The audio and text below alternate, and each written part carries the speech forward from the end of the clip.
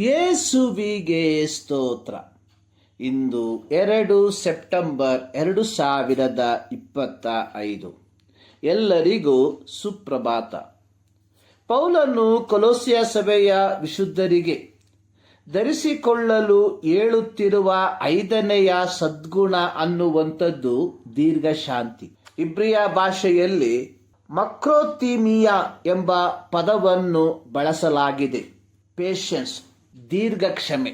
William ಬಾರ್ಕ್ಲೆ ಎಂಬ ವೇದ ಪಂಡಿತರು ಬರೆದಿರುವಂಥದ್ದು, ದೀರ್ಘಕ್ಷಮೆ ಎಂಬ ಸದ್ಗುಣವು ತನ್ನ ಸಹೋದರರೊಂದಿಗೆ ಎಂದಿಗೂ ತಾಳ್ಮೆಯನ್ನು ಕಳೆದುಕೊಳ್ಳದ ಮನೋಭಾವವಾಗಿದೆ.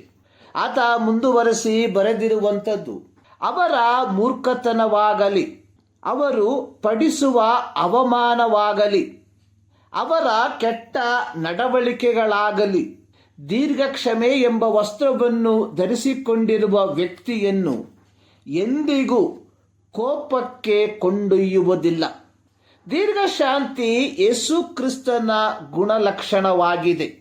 ಇದರ ಕುರಿತಾಗಿ ಪೌಲನು ತಿಮೋತಿಯನಿಗೆ ಬರೆದಿರುವಂಥದ್ದು, ತನ್ನ ಮೇಲೆ ನಂಬಿಕೆ ಇಡುವವರಿಗೆ ದೀರ್ಘಶಾಂತಿಯ ದೃಷ್ಟಾಂತವಿರಬೇಕೆಂದು ಕ್ರಿಸ್ತ ಯೇಸು ಮುಖ್ಯ ಪಾಪಿಯಾದ ನನ್ನನ್ನು ಕರುಣಿಸಿ ನನ್ನಲ್ಲಿ ತನ್ನ ಪೂರ್ಣ ದೀರ್ಘಶಾಂತಿಯನ್ನು ತೋರ್ಪಡಿಸಿದನು. 1 ತಿಮೋತಿ 2ನೇ ಅಧ್ಯಾಯ 16ನೇ ವಾಕ್ಯ. ಯೇಸು ಕ್ರಿಸ್ತನ ದೀರ್ಘಶಾಂತಿಯ ಕುರಿತಾಗಿ ಅಪೊಸ್ತಲನಾದ ಪೇತ್ರನು ತನ್ನ ಪತ್ರಿಕೆಯಲ್ಲಿ ಬರೆದಿರುವಂಥದ್ದು, ನಮ್ಮ ಕರ್ತನ ದೀರ್ಘಶಾಂತಿಯು ನಮ್ಮ ರಕ್ಷಣಾರ್ಥವಾಗಿ ಅದೇ ಎಂದು ಎಣಿಸಿಕೊಳ್ಳಿರಿ.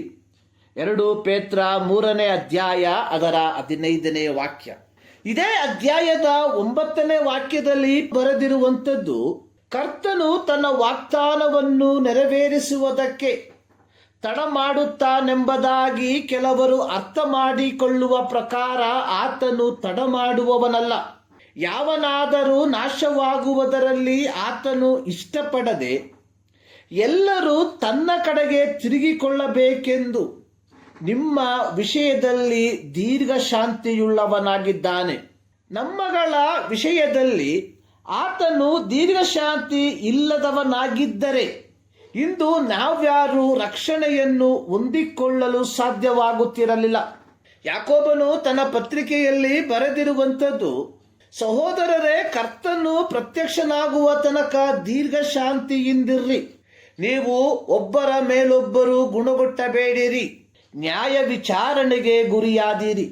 ಬಾಧೆಯನ್ನು ತಾಳ್ಮೆಯಿಂದ ಅಥವಾ ದೀರ್ಘಶಾಂತಿಯಿಂದ ಸಹಿಸಿಕೊಳ್ಳುವ ವಿಷಯದಲ್ಲಿ ಕರ್ತನ ಹೆಸರಿನಿಂದ ಮಾತಾಡಿದ ಪ್ರವಾದಿಗಳನ್ನು ಮಾದರಿ ಮಾಡಿಕೊಳ್ಳಿರಿ. ತಾಳಿಕೊಂಡಿರುವವನು ಧನ್ಯನು ಎಂದು ಹೇಳುತ್ತೇವಲ್ಲವೇ.